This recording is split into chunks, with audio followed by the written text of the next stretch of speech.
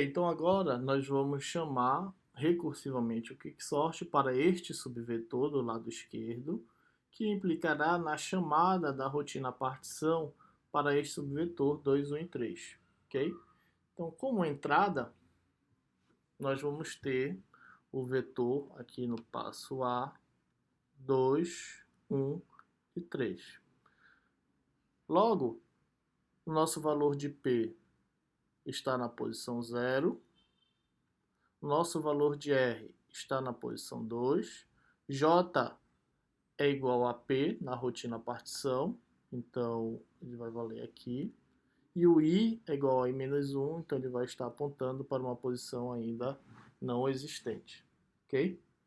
Então é este subvetor que vamos estar passando aqui no quicksort, que será chamado então recursivamente para essa partição. Então eu vou só redesenhar aqui. O vetor é o 2, 1 e 3. Então aqui está o J, aqui está o R e o I está apontando para menos 1. Então nesse caso, o nosso valor de x é igual a 3. O último elemento do vetor de entrada da rotina partição é o nosso pivô. Então agora nós vamos iterar para J de P, ou seja, de 0 até R menos 1. Então, quando J vale 0, eu vou perguntar, AJ é menor ou igual a x? Ou seja, 2 é menor ou igual a 3? Verdade. Como isto é verdade, eu vou executar essas duas linhas que estão subordinadas à minha condição. Então, eu vou incrementar o valor de I em uma unidade. Agora, o I que estava valendo menos 1 vai valer 0. Então, o I vai apontar para cá. E eu vou trocar o elemento da posição 0 com o elemento da posição 0. Então, essa primeira troca, ela não sofre alterações, certo? O elemento continua na posição onde está. Agora, a gente incrementa o valor de J. Então, o J agora vai apontar para a posição 1, para cá. E eu pergunto se o elemento da posição J, ou seja, 1, é menor que o pivô. 1 é menor que 3? Neste caso, verdade. Como isto é verdade, o que vai acontecer?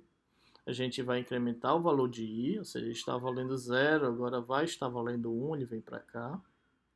E vamos trocar o elemento da posição 1 com o elemento da posição J. Neste caso, os I e J, como possuem os mesmos valores, a troca não vai representar nenhuma alteração, nenhuma permutação. O 1 continua no mesmo lugar onde ele está. Bom, como a iteração só pode ir até R-1, nós encerramos o laço e executamos agora a instrução da linha 7. Então, a instrução da linha 7, a gente vai trocar I mais 1, ou seja, o I vale 1 mais 1, 2. A gente vai trocar o elemento da posição 2, que é o 3, com o elemento da posição R, que já está no local correto. Então, neste caso também, para esta configuração, todas as trocas não representaram nenhuma mudança, né? Uma vez que os valores a serem trocados já estavam na posição correta. Ok. E aí, quem é o meu qual é a posição que está o meu pivô? I mais 1, ou seja, o meu pivô, o retorno está na posição 2. Esse será o meu Q. Significa dizer que todos os elementos do lado esquerdo do pivô são menores que ele, ou seja, 2 e 1 são menores, e todos os elementos do lado direito do pivô são maiores que ele. Neste caso, não tem ninguém, porque o pivô já é o maior elemento. Então, essas trocas que não apresentam mudança nenhuma sempre vão ocorrer quando o pivô for o maior elemento da sequência. Então, a gente não faz troca nenhuma, na verdade. Só que agora eu vou realizar a chamada recursiva, né, uma vez que eu retornei o resultado da partição, eu vou realizar a chamada recursiva para este subvetor de dois elementos. Então, quando eu realizar a chamada recursiva para este vetor de dois elementos, que eu vou desenhar aqui embaixo. Então, o meu valor de P é 0, meu valor de R é 1, meu valor de J é 0 e o meu valor de I é menos 1. Então, quando você realizar a iteração desse laço, nós vamos para J de 0 até 0, uma vez que R vale 1, ok? Então significa que a gente só vai entrar aqui uma vez. Então nesta uma vez que a gente entra, a gente pergunta: o valor da posição 0 é menor ou igual ao pivô? Ou seja, 2 é menor que 1, menor ou igual a 1? Falso. Como é falso, ele não faz a troca e termina a iteração. Ou seja, agora, como ele não trocou, ele vai executar a instrução da linha 7. O que ele vai fazer? Ele vai trocar o elemento da posição i mais 1, como neste caso o i está valendo menos 1, ele vai trocar o elemento da posição 0 com o elemento da posição 1.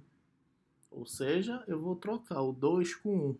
Então, no final das contas, o meu vetor vai estar assim. Ok? Vai estar assim. E o meu pivô, neste caso aqui, é o elemento da posição i mais 1. O meu pivô é este cara aqui. Ou seja, todos os elementos à esquerda de 1 são menores que ele. Nesse caso, não é ninguém. E todos os elementos à direita são maiores que ele. No caso, é 2. Tá? Então, agora, como nós não podemos mais subdividir este vetor, ele faria a conquista. Ele iria juntar este subvetor que já está ordenado e substituir por este aqui de cima. Ou seja, na verdade, ia ficar 1, 2, seguido do 3. Então, nesta chamada, que era a fase da divisão deste subvetor, nós já chegamos no passo base, né? Não podemos mais subdividir vetores porque a menor vetor é um vetor de tamanho 1, e agora vamos conquistando. Temos o subvetor ordenado, vamos juntar com o pivô lá de cima, que é o 3, e já temos a sequência ordenada 1, 2 e 3. Agora, a chamada recursiva iria realizar as divisões para ordenar o subvetor do lado direito daquele original, ou seja, para ordenar os elementos 7, 5, 6 e 8. Então, a mesma coisa iria ser feita. 7, 5, 6 e 8. O meu pivô é o último elemento. Então, perguntaria, 7, iterando, né, de 0 até r-1. 7 é menor que 8, verdade. Então, eu iria trocar o elemento da posição 0 com ele mesmo. Essa primeira troca aqui não vai influenciar. Ok, então agora o i está aqui e o j vem para cá. 5 é menor que 8? Sim, então ele ia incrementar o valor de i, iria trocar o 5 com ele mesmo, não ia influenciar. Agora eu viria para o 6, o j viria para o 6. É menor que 8? Sim, iria incrementar o valor de i, iria trocar o 6 com ele mesmo. Percebo que nenhuma troca influenciou na mudança de posição dos elementos. Por quê? Mais uma vez, quando o pivô é o maior elemento, todas as trocas não sofrem nenhuma alteração. Então, nesse caso, o pivô já está na posição correta. Todos os elementos à esquerda já são menores que ele, e todos os elementos à direita, no caso ninguém, já são maiores que ele. Então, o pivô aí já está na posição correta. Agora, eu teria que fazer a chamada recursiva para particionar este subvetor. Então, particionando este subvetor, 7, 5 e 6, agora o 6 é o meu pivô. Então, eu verifico, 7 é menor que 6, menor ou igual a 6. Neste caso, não. Então, segue. Agora, J vai apontar para o elemento 5. 5 é menor ou igual a 6? Neste caso, é. Então, o que eu faço? Incremento o valor de i. Lembre, ele começa em menos 1. Então, o i vai valer 0 e o j está valendo 1. Então, eu vou trocar o elemento da posição i com o elemento da posição j. Então, na verdade, esta troca aqui nos faz gerar este subvetor. 5, 7 e 6. Ok? E o i está apontando para a posição 1. Opa, desculpa, para a posição 0. E o j está apontando para a posição 1. Muito bem, aí agora continua a interação. Só que como o j só vai até r-1, ele já está em r-1 e parou. Quando ele acaba a iteração, a gente executa a instrução da linha 7. troque o elemento da posição 1 e mais 1 com um pivô. Ou seja, essa instrução da linha 7 serve para colocar o pivô na posição correta. Então, o que eu vou trocar? O i está valendo 0, mais 1. Vou trocar o elemento da posição 1 com o elemento da posição 2. Ou seja, eu vou trocar o 7 com o 6 e gero este vetor. 5, 6 e 7. Gerando este vetor, o meu pivô, então, é este cara. Continua sendo 6, está na posição 1. E todos os elementos à esquerda são menores que ele, e todos os elementos à direita são maiores que ele. Neste caso, observe que do lado esquerdo e do lado direito, nós temos dois subvetores com apenas um elemento. Então, nós já chegamos no passo base da fase de divisão do algoritmo Quicksort. Não temos mais o que particionar. Como nós não temos mais o que particionar, observe que este subvetor já está ordenado, 5, 6 e 7. Toda vez que você chega no passo base, não há mais a possibilidade de fazer partição, significa que este seu subvetor já está ordenado. Como ele já está ordenado, eu vou substituir este subvetor na fase da conquista, esse vetor já ordenado, 5, 6 e 7 aqui, ó. Então, substituindo, nós teríamos com o pivô 8, 5, 6, 7 e colocaria o pivô 8. Nós temos esse subvetor ordenado. Juntando com a outra parte que já estava ordenado, 1, 2 e 3, na fase da conquista, então nós juntaríamos o 1, 2 e 3 que já está ordenado, o pivô original da primeira partição, que era o 4, e o outro subvetor que já está ordenado, 5, 6, 7 e 8. Então, o Quicksort na fase da conquista, que é o desempilhamento das recursões, trabalha desta forma, até que o vetor fique totalmente ordenado. Ok? Então, o que vai influenciar, mais uma vez, o desempenho do algoritmo Quicksort será a estratégia que você vai escolher para determinar o pivô, porque isso influencia na qualidade da partição. E dependendo da estratégia que você escolher, a configuração dos elementos de entrada, a disposição desses elementos, pode fazer com que o algoritmo tenha um desempenho melhor ou pior. É o que nós vamos ver agora. Bom, então a chave do Quicksort é a rotina partição, que escolhe o elemento pivô e coloca na sua posição correta. Desculpa aqui. O tempo de execução depende do particionamento, que pode ser um particionamento balanceado, no melhor caso, ou não balanceado, no pior caso. O comportamento do Quicksort, no pior caso, ocorre quando a rotina partição produz um segmento com n-1 elementos e o outro com 0 elementos. Nós vimos em algumas partições que isso aconteceu. Quando o pivô, que é a última posição do nosso elemento, já era o maior de todos. Então, nesse caso, a gente produzia uma partição com n-1 elementos da esquerda dele todos menores e da direita com 0 elementos, não tinha ninguém maior que ele. Então, quando isso acontece, é a pior configuração da partição. Isso pode ocorrer em todas as partições se a gente utilizar a estratégia da escolha do pivô como último elemento do vetor e a configuração dos valores de entrada já estarem ordenados. Quando isto acontece, nós temos o pior caso do algoritmo Quicksort. Último elemento ser o pivô e os valores de entrada já ordenados. Essa é a pior configuração do algoritmo Quicksort. Quando esta configuração for o caso, nós podemos representar a fórmula de recorrência que diz respeito à função de custo desse algoritmo da seguinte forma. Ora, t de 0 e t de 1 é igual a θ de 1, ou seja, uma constante.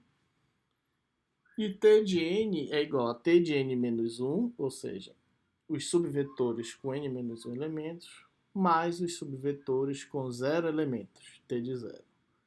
mais θ de n, que é a complexidade da rotina partição. A rotina partição tem uma complexidade linear, certo?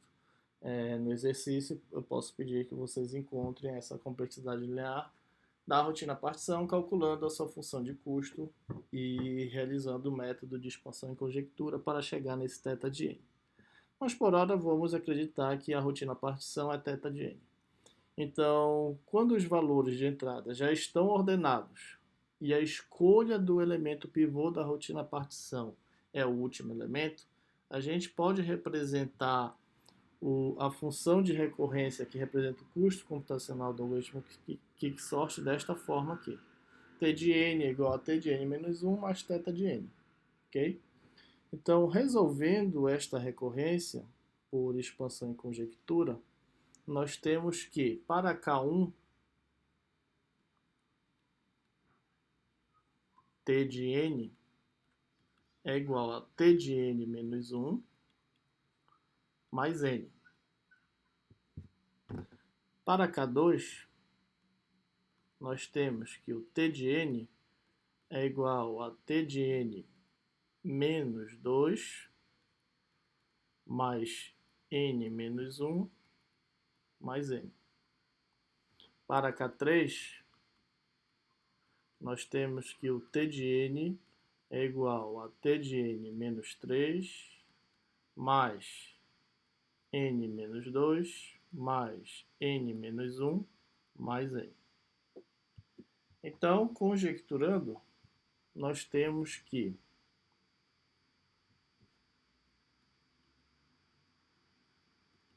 T de n é igual a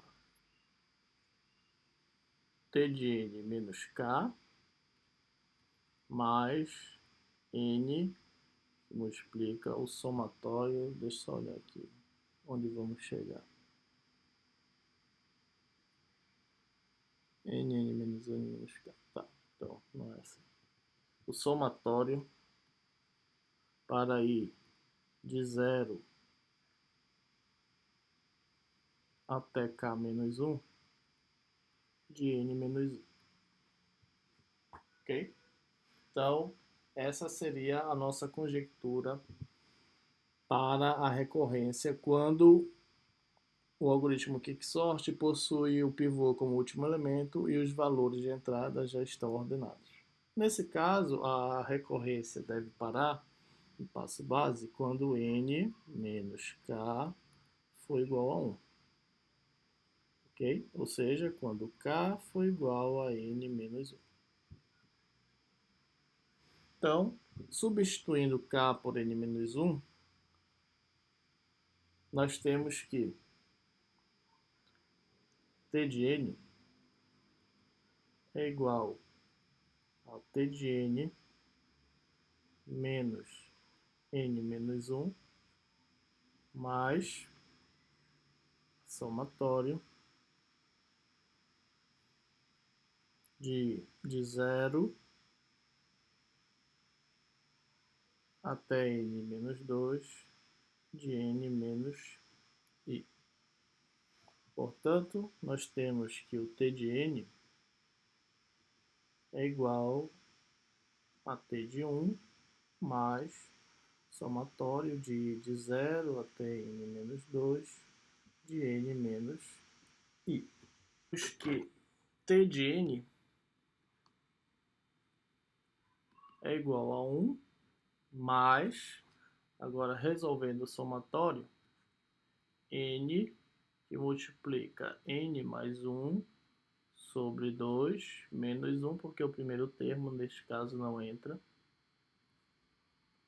Portanto, T de n é igual a 1 mais n ao quadrado sobre 2 mais n sobre 2 menos 1.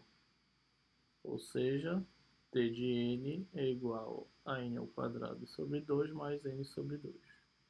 Chamando esta parcela meio e esta parcela meio de A e B, nós temos que T de n é igual a n ao quadrado mais bn. Bom, portanto, nós podemos demonstrar a partir das nossas notações que para este caso, t de n é big O de n ao quadrado. Vocês podem tranquilamente, a partir desta função de custo, da complexidade do algoritmo Quicksort, demonstrar que, no pior caso, o algoritmo Quicksort tem uma complexidade n ao quadrado. Quando é que o algoritmo Quicksort tem a complexidade n ao quadrado? Quando nós escolhemos o pivô como último elemento do subvetor e a sequência de entrada já está ordenada. Então, nesse caso, nós chegamos à complexidade n ao quadrado, porque a qualidade das nossas partições são ruins, né? É a pior qualidade possível. N-1 e 0 são as partições. No melhor caso,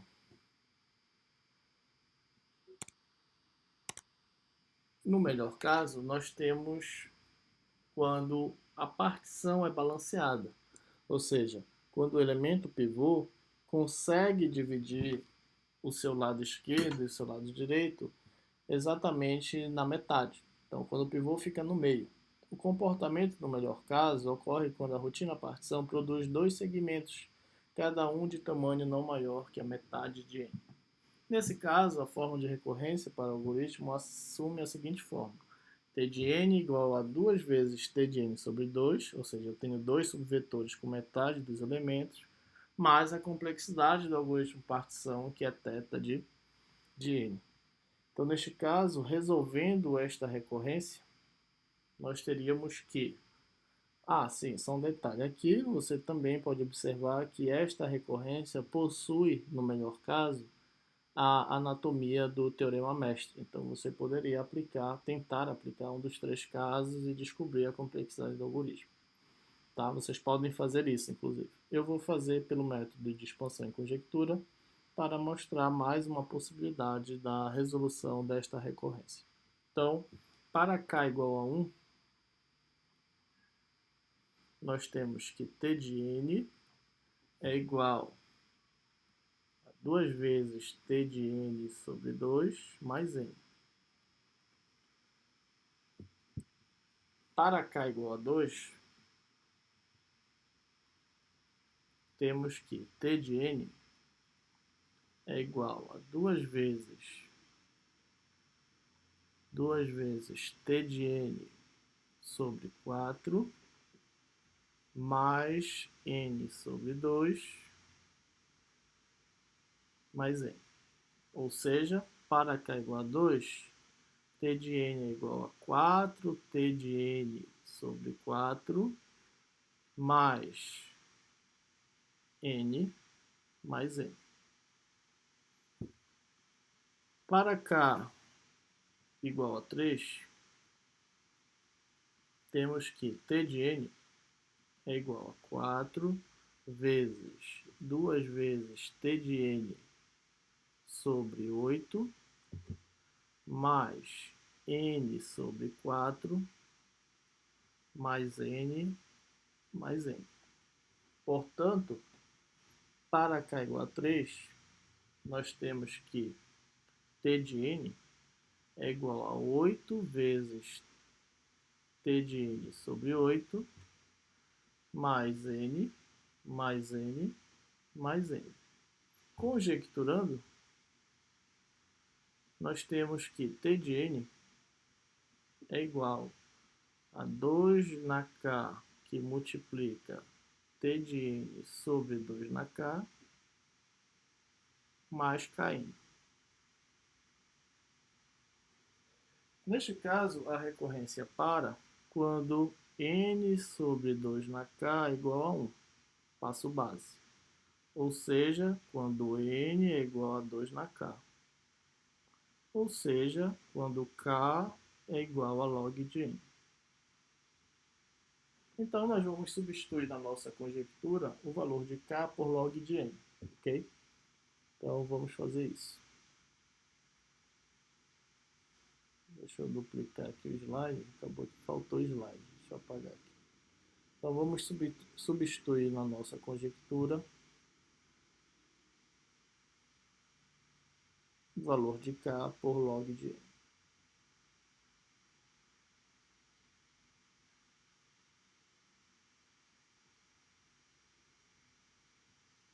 Ok, até criar mais logo um slide que se precisar já tem aqui.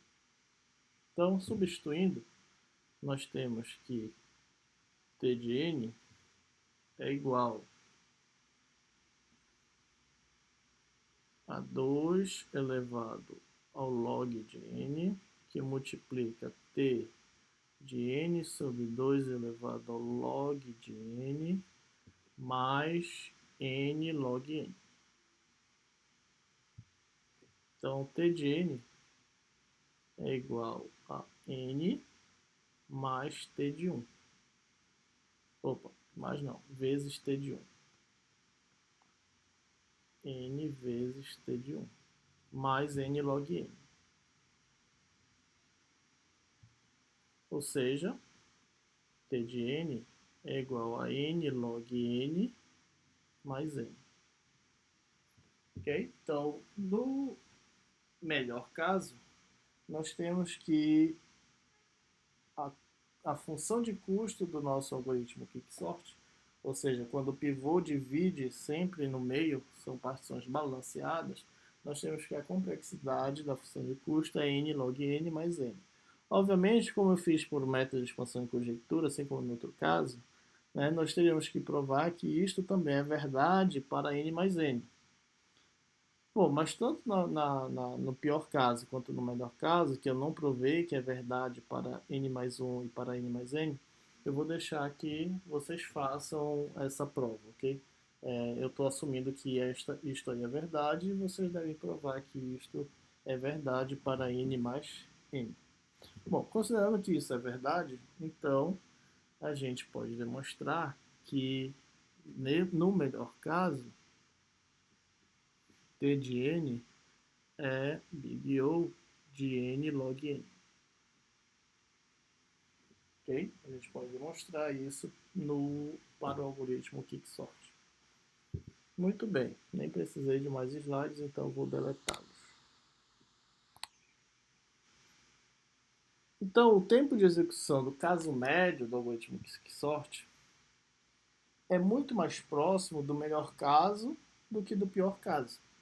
Nós podemos analisar essa afirmação entendendo como o equilíbrio do parcialmente se reflete na recorrência. Olha, no pior caso, nós temos que T de N produz partições do tipo T de N menos 1 e uma outra partição do tipo T de 0. Esse no pior caso. No melhor caso, T de N produz partições dividido no meio, ou seja, T de N sobre 2 mais T de N sobre 2. Concluímos que, no pior caso, o Quicksort é um comportamento n ao quadrado. E no melhor caso, n log n. No caso médio, a pior partição que ele pode fazer para uma quantidade de elementos é T de n igual a 9n sobre 10 mais n sobre 10. Né? Então, neste caso, observe que no caso médio, o comportamento ele se aproxima muito mais do melhor caso do que do pior caso. Porque ao resolver essa recorrência, nós iremos concluir que ela pode ser expressada em n log n. A diferença é que a base não seria 2, seria 10 sobre 9. Mas o que importa é que quando os elementos estão dispostos aleatoriamente, a gente possui o comportamento do algoritmo Quicksort próximo do melhor caso. Então, a gente pode aferir que, nesse caso, o algoritmo Quicksort tem o comportamento n log n. Ok? Bom, mas, além disso, a escolha do pivô influencia decisivamente no tempo de execução do Quicksort. Mas, como nós vimos, se nós utilizamos a estratégia de escolher o pivô como último elemento, dependendo das disposições dos elementos, o algoritmo Quicksort vai apresentar um melhor caso e um pior caso. Bom, a escolha do elemento do meio como pivô melhora o desempenho do algoritmo quando o vetor já está ordenado ou quase ordenado. Uma outra alternativa que muitos implementam, e normalmente essa é a alternativa utilizada, é escolher o pivô aleatoriamente.